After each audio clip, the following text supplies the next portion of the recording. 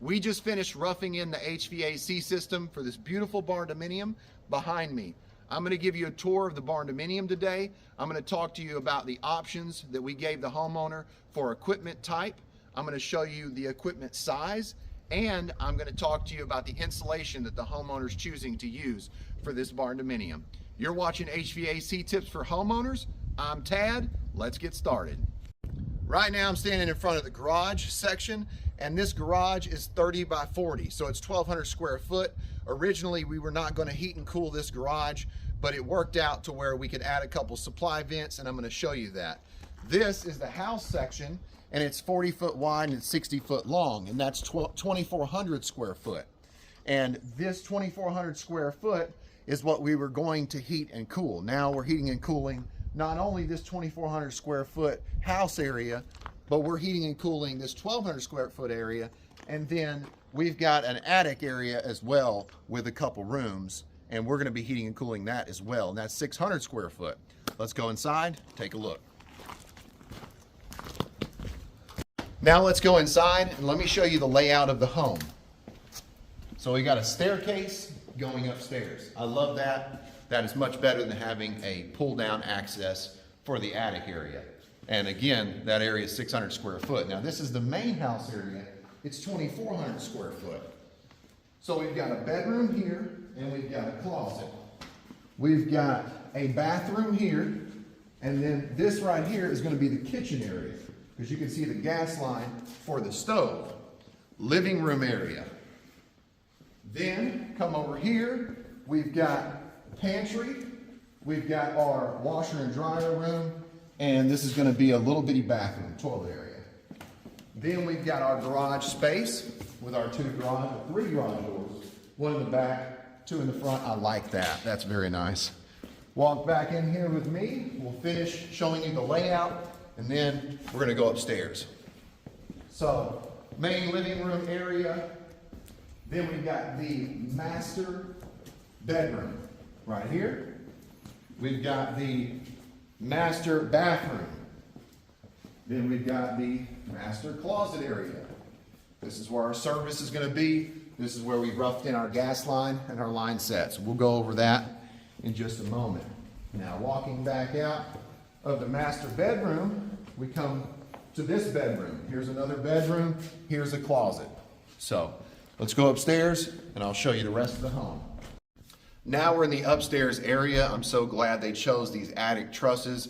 These are knee walls right here, and they've got space up here where they can have an extra room right here where there's going to be a doorway. That's the reason we've got a return right here, a little return. We've got supply vents, and then they're going to have another doorway over here separating this area, because this is where our HVAC is. This is where our gas furnace is. This is a 95% gas furnace, two-stage gas, it's natural gas. Then we've got our horizontal coil connected to that furnace, and this is for the air conditioning. And then we've got our supply trunk, and it's beautiful. It's a few different sizes of ductwork. That way we have a good balance of airflow coming out of all of our supply vents. And you can see that it runs through here and along all the way down. And that's so that we can branch off and not have a long length of supply line, so that we have very good airflow out of every one of those vents. And when I get done with the install, I'm actually going to be using something called an Anemometer, and I'm going to be measuring those vents and making sure that each vent is blowing between 400 and 700 feet per minute. Now, this right here was the furnace, and then right before the return side of this gas furnace, we have got a filter rack. And the reason we wanted this filter rack is because the return is not on the floor, it's in the ceiling. I did not want the homeowner to have to get on a ladder every time they want to replace the filter, or they need to replace the filter. So I got this filter rack, very easy to pull the filter in and out. And then it's got a gasket so that you're not sucking air around that. Here's our gas line for our furnace. Here's our gas line for our hot water heater that's going to go right here. And you can see we've got our vent pipes. We've got our exhaust and we've got our fresh air. And I'm going to show you outside where we took that supply and return or exhaust and fresh air through the roof. So you can see it's a really good choice because it's out of sight, you can't see it, and it's in a spot where we didn't have to penetrate the flat part of the roof. And I love the roof that the homeowner chose. I'm going to talk about that as well. Now I'm going to go over the return. So this is the return duct. This is where the air is pulled in from the house, goes through our equipment, and then that equipment has a supply, and that's where the air blows out. So I've got a main return for the house right here. They're going to frame up a wall right here, which is going to be nice. Then off of this main return, I've got another return pipe, and it splits into two, and I'll have two 12 by 12 returns up here. One for this area, and then one for that area over there. Whenever you've got two different floors, which we can consider this another floor, you don't want fluctuations in temperature. You don't want a big temperature difference. Anything more than 4 degrees, I consider a hot and cold spot. So to make sure that we do not have that, we make sure there's a return up here. Return and supply, that'll keep air circulating. Now I'm going to go over the options I gave the customer for return placement. You want your thermostat to be close to your return, because all the air is going to be circulating back to the return. You're going to get your best reading for your thermostat when it's next to the return duct. I gave the customer two options for return. If the house was longer than this and separated more, I may have wanted to run a return on one side of the house and then have a return on the other side of the house. Now we want to save space when we think about our return duct. And I gave the option for the customer, instead of having in the ceiling like this, where we're going to see that grill, we can have it right here so that we can come up, open the return grill, and replace our filter. But the customer wanted to make sure that they save space in their closet area. So instead of having a return duct come all the way down through the closet area and then us frame up the return right here, instead, it was a good option to put it right here in the ceiling. Now, again, if you've got a closet on the other side of the building that you're building, your barndominium, you can have two returns. Depending on the size of your equipment, if it's a 5-ton like this one, we could do two 20 by 25 returns, and that would work for 5 tons. If it was 4 ton, we could have two 20 by 20s. So there are different options for having returns placed in different areas, but you got to make sure that it's somewhere that's going to be easily accessed and that it's the right size. So let's go over where the outdoor unit's going to be placed. I'll show you those vents. We'll talk about sizing. Now this is where our gas meter is going to be set on the other side of this wall. And this right here is our line sets or copper piping that come from the outdoor unit to the indoor unit. So our outdoor unit is going to set somewhere on the other side of this wall. Then they're going to have the service entrance somewhere over here. So they're going to have the breaker box in this closet area. You want to make sure you have enough space in between your utility, your service entrance, your gas meter, and your outdoor unit. So we're going to go outside on the other side of this wall, and I'm going to talk about the gas line, the pressure testing. Also, I'm in a different county. I always call City Hall. I always want to talk to the inspector and ask him questions like, hey, do you guys require having the gas line welded in the wall? Does it have to be welded? Can there be a connection in the wall? Different codes will be required for different areas, and you want to make sure you find out what those codes are. So we've got that 1.25 1.5 gas line going up, going all the way over, and that 1.5 gas line is feeding our water heater, which requires 3/4. It's an on-demand, no-tanked hot water heater, so it's tankless. And then we've got our 1/2 gas line to our gas furnace, and we've got a 1/2 gas line for our stove. Now let's go on the other side of the wall, and let's go outside and let's take a look at the equipment placement. We're installing a dual fuel system on this house, and a dual fuel is a combination between a gas furnace or a gas heating unit and a heat pump. Our outdoor unit is going to be a York HMH7, and that is a variable capacity outdoor unit. If you want to learn more about what a dual fuel system is or see the HMH7s, I've got a couple videos. I'll put those down below so you can learn more about what a dual fuel is and what an HMH7 is. So outdoor unit will be placed right here, and then we'll have the electrical, the utility right here, that service entrance, and then our meter, and then we'll have our gas meter right here. So you can see there's going to be some space in between each one of those. And this right here is a pressure gauge, because anytime you run a new gas line, you want to make sure that you do a pressure test.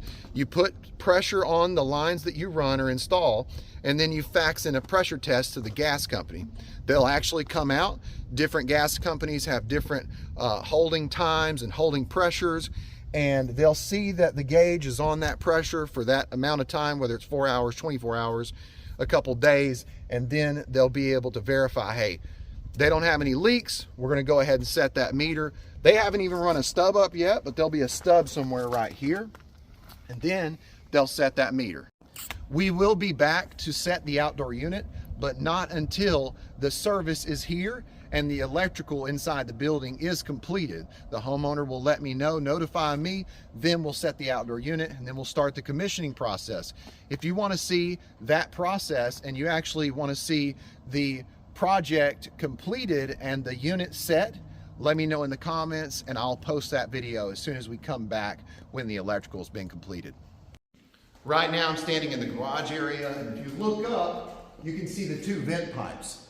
And those vent pipes come through the garage area, and then they go up, and then they go out the roof. Now, they're not going straight up out of the top of the roof, they're going out the side area. So I'm going to show you that outside. This is the back of the house, and I'm going to zoom in.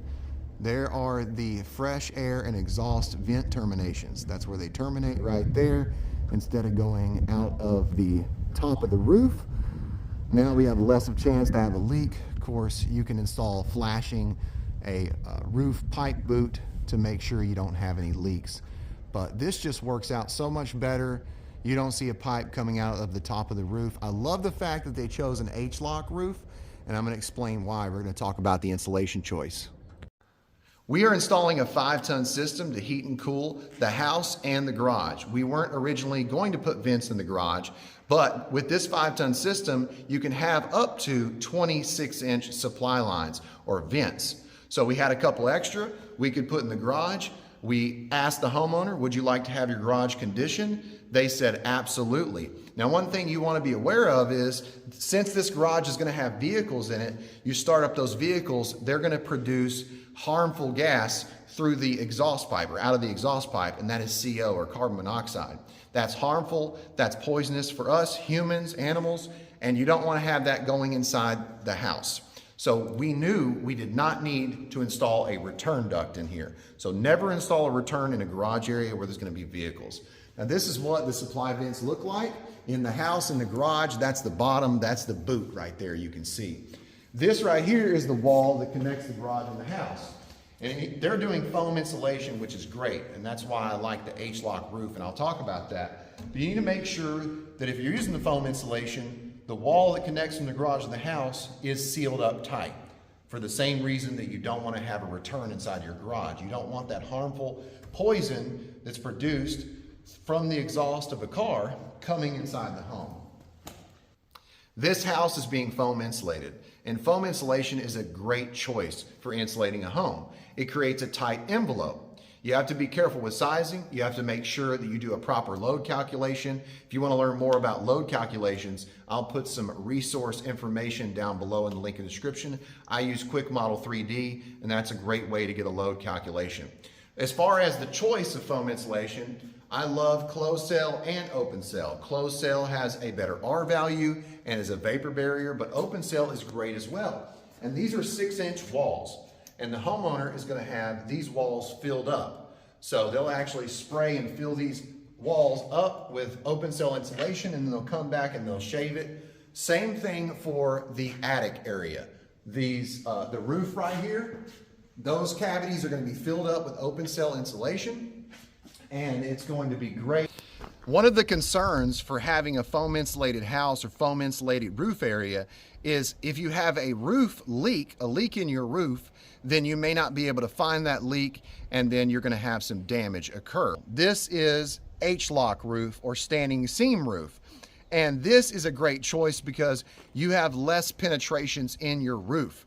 If this was a ribbed roof, you would see screws, but it's not a ribbed roof. so you don't see screws.